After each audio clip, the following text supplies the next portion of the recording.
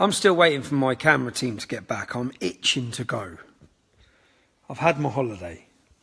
I've had my rest. My kids are still off, so it's good. I'm enjoying my time. Enjoying my time at the minute with my family. I'm going tomorrow. I'm going tomorrow to look at the red double-decker Barry Armstrong bus. I'll just wait a sec for a few more little eyes to be watching. A few more people to be watching. Skin stop peeling. All good. All good. So, was it a good day in Rochdale? See, I'm gutted as well, because usually I'd have loved to have been there to show people, or to show a bigger platform. I think it's important that people around the globe, around Europe, around the UK are seeing what's happening. There was a day of action today from the Democratic Football Lads Alliance, and led by Red Pill Phil, I believe. And they were protesting about the cover-ups and the grooming and rape of young girls by Muslim gangs in Rochdale. But yeah, you can clearly see now why I've been removed from Twitter.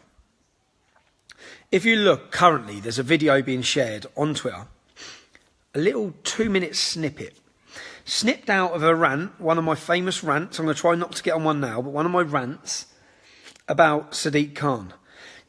Now, they're making out like this rant was recent. It wasn't. It was a while ago, ages ago. And that rant was at a time that Sadiq Khan was publicly saying on the TV, Donald Trump is not welcome in London, in his city. Donald Trump is not welcome in his city, in his country. That's what he was saying. Now, I then made a video, because I saw it, I was enraged by it, and I made a video in response to it. And people are now sharing this little 2-minute snippet, and they're saying this is proof that Tommy Robinson's racist. Because in the video, and obviously by removing me from Twitter, I have no ability to counter their arguments, which is what they want. They want all the general public and the people to see this little snippet and see all their comments and not understand the context or understand what went on or what I'm saying.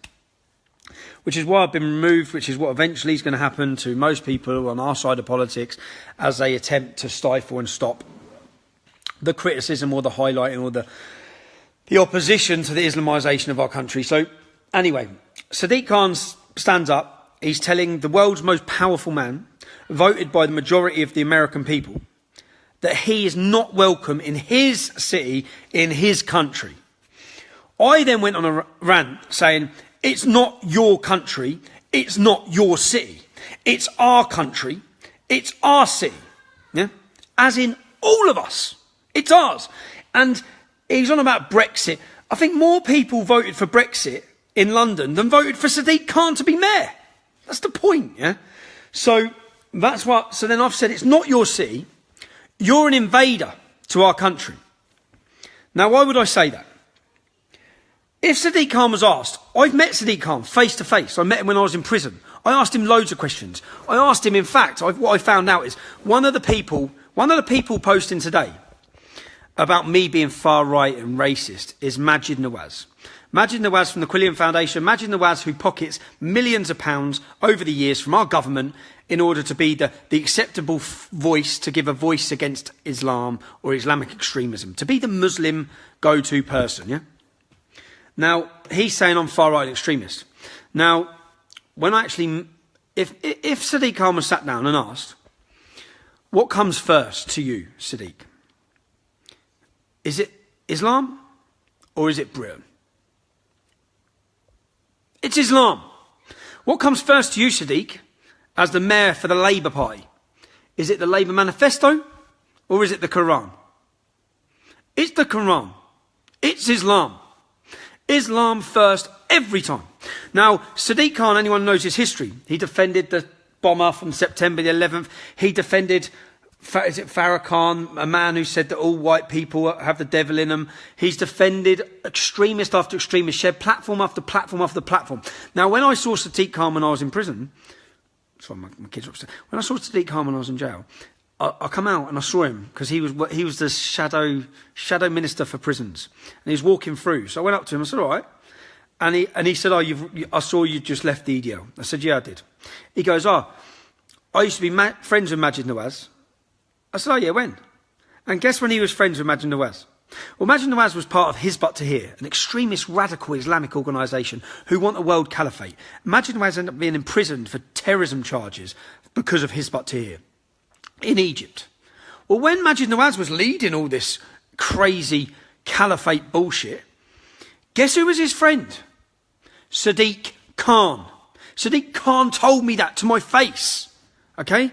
So when if I say Sadiq Khan is an invader to our country, I mean that he has the interests of Islam first. The first thing he did get when he got in was mayor was get rid of the cleavage on women in the posters, to start making parts of London Sharia compliant. I hear one of the things he's now talking about is women only trains and tubes. Part of the tube, when you're on the London tube, part of it will be for women only.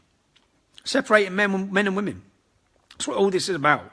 And Sadiq Khan currently screams and runs to the front of every TV he can to talk about Donald Trump.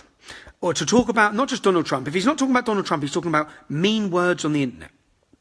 Meanwhile, Sadiq Khan got into power on the promise of stopping stop and search. He went and said, we must stop the police stopping and searching people on the street because it's racist. Well, Sadiq, since you stopped the police powers, since you made it political and you made it racist to stop and try and prevent crime, the figures in London speak for themselves.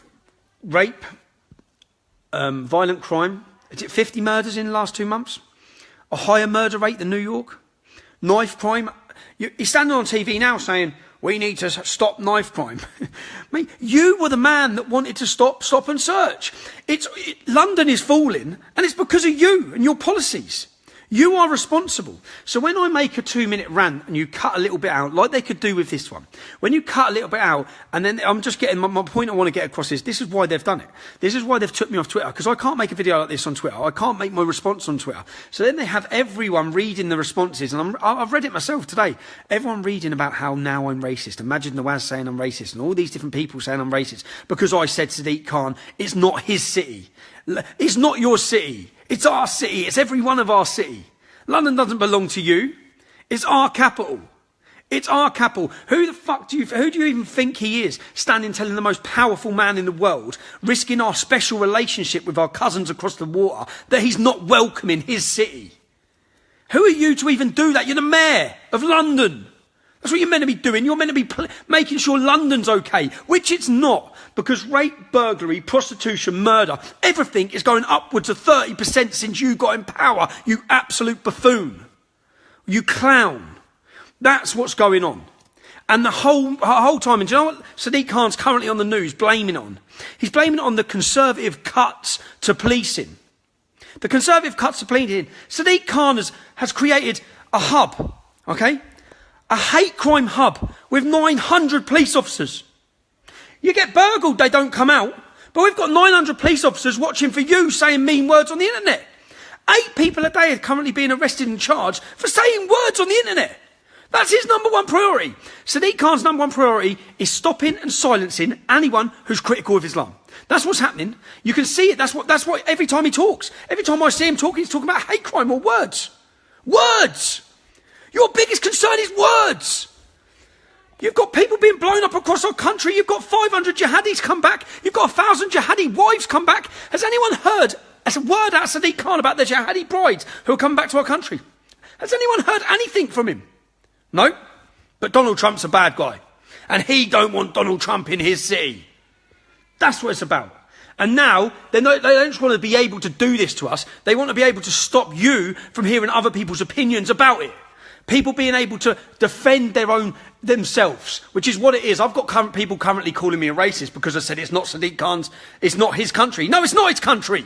It's not. And he doesn't even care about it. He cares about Islam before he cares about his country. So I'm right in that. I'm right in that. And if you ask him the question himself, if he had a camera in front of him, if we had any journalists out there of any balls who wanted to question him on things, which they should be doing, London is falling. People are being murdered and massacred across the capital city. Acid. Look at the acid attacks. I think London is now the highest outside of Bangladesh per capita of acid attacks. London. Now, do you know what? The biggest borough with these acid attacks is Tower Hamlets. Now, outside of London, Bangladesh was the capital and the most acid attacks in the world because Muslims seem to throw acid in people's faces and women's faces when they step out of line. Basically, that's basically what it's about.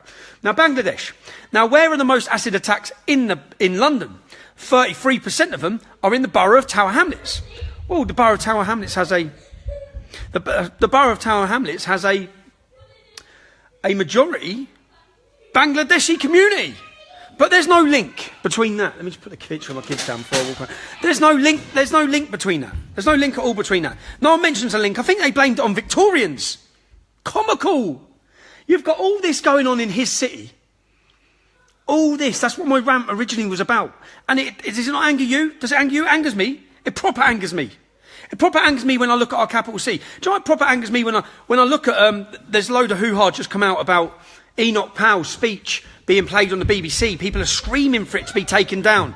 And they're going to play it and belittle his speech. That's what they're about to do.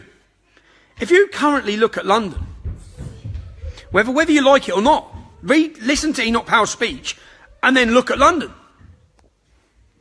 Make your own mind up. Make your own mind up. And that's not even... And I'm one of the people, and I say, like, Islam... I don't know. So that's my rant anyway. That's my rant, and that's me making my point. My point is entirely that they want... If I didn't have Facebook, which I won't have eventually, if I didn't have Facebook, I would have no platform to defend myself, which is exactly what they're trying to do. And then they want to tell you things about me, which is what the media will do, and they'll all play a part in it, which is why I know that I need to, ASAP, create my own platform, which will be TommyRobinson.online. Eventually, when people ask where they can find me, if you're watching this and you want to keep updated with the videos I do and the content I do and where I'll be and what I'm doing, then the only place to do that will be TommyRobinson.online. And if you go on there, you can sign up and you'll be kept up to date. Hello, Don. Have you got a table for amateur kings? I just need to ask your mum. I will, yeah, I'll get a table, yeah? Yeah? Yeah. Oh, babe. Sorry. But yeah, so I know that I need to, or we need to, create a platform where they're not going to be able to stop us. And that means I think I'm on a time limit of between 6 and 12 months where I need to explode, literally publicly. I need to explode on platform-wise, on media-wise, on content-wise, which is why from the minute the lads are back on the 17th, I'm going to go absolutely non-stop. I'm going to make the 6th of May, which is our Freedom March, our Day of Freedom. We've got everyone who's anyone, who you've watched, all the people you watched, all the alternative voices and all the alternative people will be involved in this day. We're going to have a massive promo, we're going to have a massive march, we're going to have a massive screen. I'm getting a screen the size of a lorry that's going to show a video about what our government, what Sadiq Khan. It's going to show Sadiq Khan in Texas. Sadiq Khan travelled out to Texas to talk about hate speech. The same week, this is all the build-up, all of this. The government bringing me into Darren Osborne case, lies going across the world about my Twitter account, all was about to remove me from Twitter. All of it was about removing me from Twitter. I've currently got I'm sitting down with a lawyer who's looking into and trying to get the information out of Twitter to see who behind this. We will make America great again.